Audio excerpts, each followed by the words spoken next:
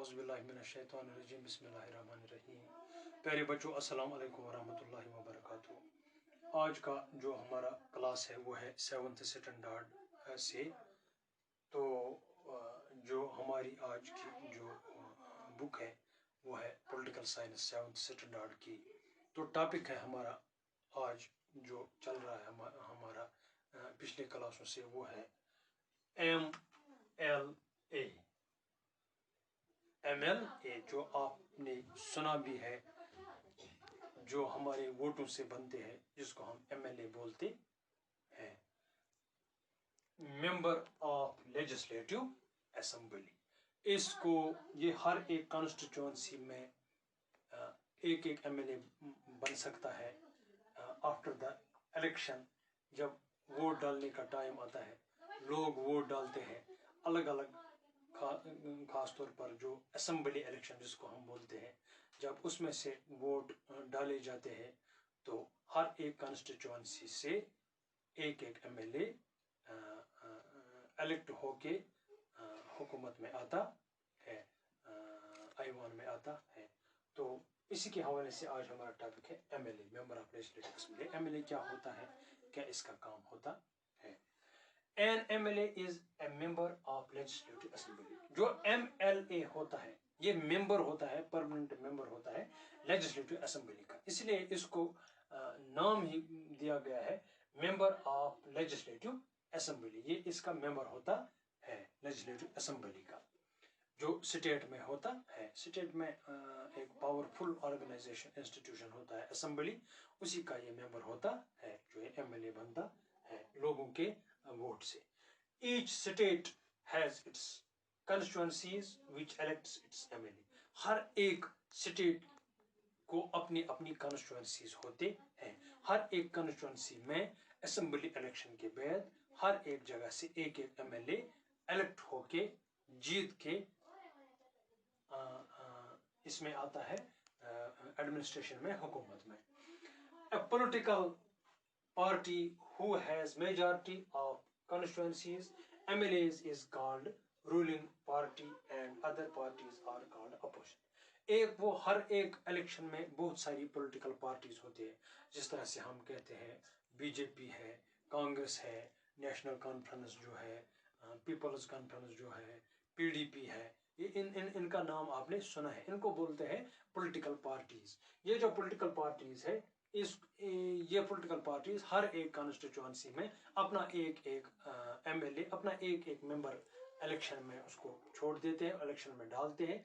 तो अगर उसने फिर जीता तो जो भी पार्टी, जिस भी पार्टी के ज्यादा से ज्यादा MLAs जीत के आएंगे, ज्यादा से ज्यादा वोट हासिल होंगे, तो उस पार्टी को हम यहाँ मेजॉरिटी पार्टी कहते हैं। मेजॉरिटी मीन्स उसको ज्यादा कॉन्स्टिट्यूएंट मिलते हैं, ज्यादा सीटें मिलती हैं, ज्यादा वोट्स आते हैं।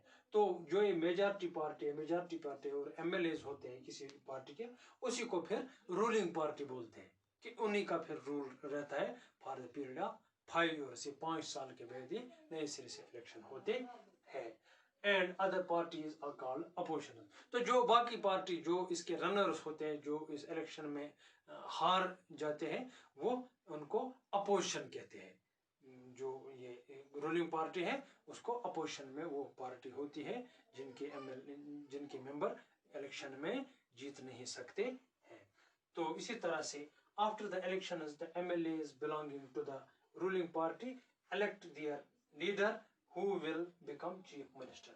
जब इलेक्शन खत्म होते हैं, जो पार्टी मेजॉरिटी में आती है, उस पार्टी के जो MLAs होते हैं, मेंबर्स होते हैं, वो अपना एक चीफ मिनिस्टर चुनते हैं। नहीं जी, ये हमारा चीफ मिनिस्टर हो गया उसी पार्टी का जो रूलिंग पार्टी हो, जो मेजॉरिटी में आई हो। The chief minister then selects other people of ministers. जो चीफ मिनिस्टर है वो क्या फिर करता है, वो बाकी जो मिनिस्टर्स इसी रूलिंग पार्टी में उसके जो होते हैं MLA, उनको मिनिस्टर के ओहदे पे फाइज करता है, उनको मिनिस्टर बनाते हैं, इन्हीं MLAs को, जो इस पार्टी में, जिस पार्टी ने मेजॉरिटी हासिल की।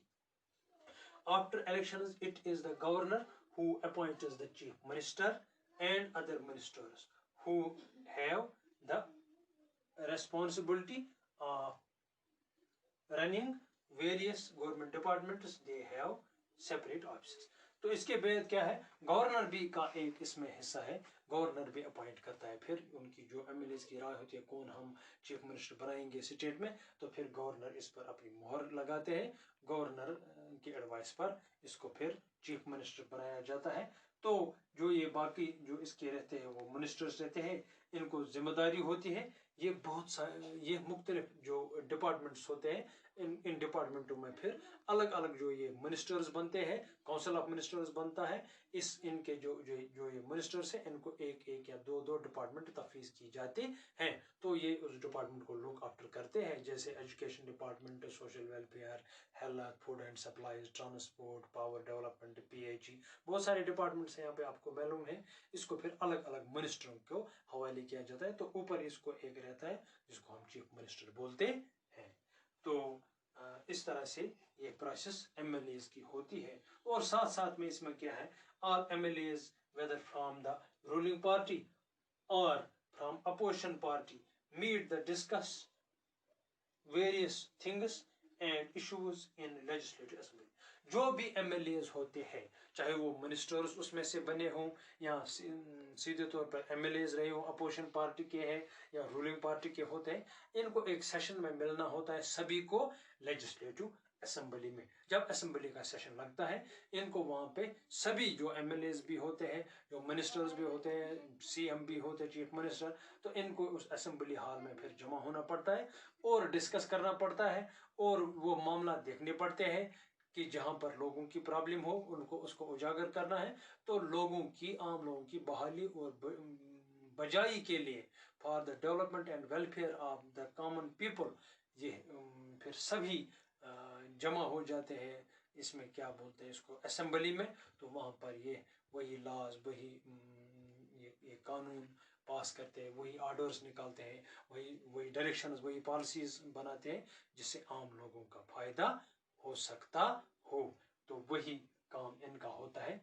बेसिकली एक्चुअली जो ये रिप्रेजेंटेटिव्स होते हैं, ये एमएलएज होते हैं या मिनिस्टर फिर बनते हैं, चीफ मिनिस्टर होता है, इनको लोग अपने वोट के जरिए से अपना नुमाइंदा, अपना रिप्रेजेंटेटिव गवर्नमेंट की तरफ भेजता है, गवर्नमेंट को भेजते हैं कि ये जी हमारे जो रिप्रेजेंटेटिव्स हैं, ये हमारी जो भी डेवलपमेंट है लोगों की ग्रास रूट लेवल पर, यही वहाँ से ला के अप्रूव करके लोगों की बहाली बजाई for the welfare and development of the people, उसी के लिए ये काम करते हैं। लोगों ने अपनी अपनी बात पकड़ा, अपनी वोट से, अपने इलेक्शन से इनको आगे भेजते हैं इनको, ताकि ये लोगों की भलाई के लिए काम करे और लोगों की जो बात है वो हुकूमत तक पहुँचाए, वो सरकार तक पहुँचाए, और वहाँ से जो भी लोगों की तरक्की के लिए मामला हो उनको वहाँ से फिर वापस लाके अपने गरीब आवाम में बांट दीजिए। इसके साथ साथ इनको पूरा ख्याल रखना पड़ता है जो स्टेट में मामलात है,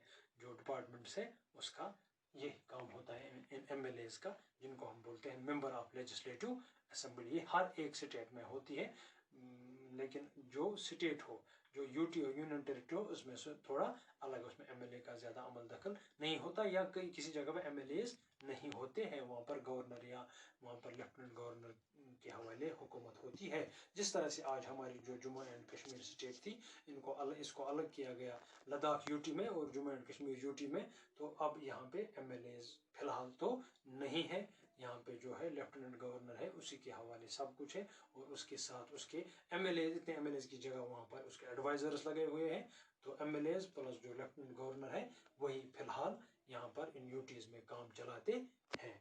तो ये था आज मेरा ये आपके लिए टॉपिक था, हु आर द एमएलएज। तो इसी के हवाले से होम असाइनमेंट यहाँ पे मैंने रखी है, right some points about MLAs. क्या मेरे बच्चों ने, क्या आप बच्चों ने समझा एमएलए क्या होता है, इसके बारे में आप कुछ पॉइंट्स लिखकर मुझे व्हाट्सएप ग्रुप पे भेज दोगे। तो ये था मेरा आज का जो टॉपिक था 7th पॉलिटिकल साइंस का, what are MLAs. Thank you, शुक्रिया, अस्सलाम वालेकुम।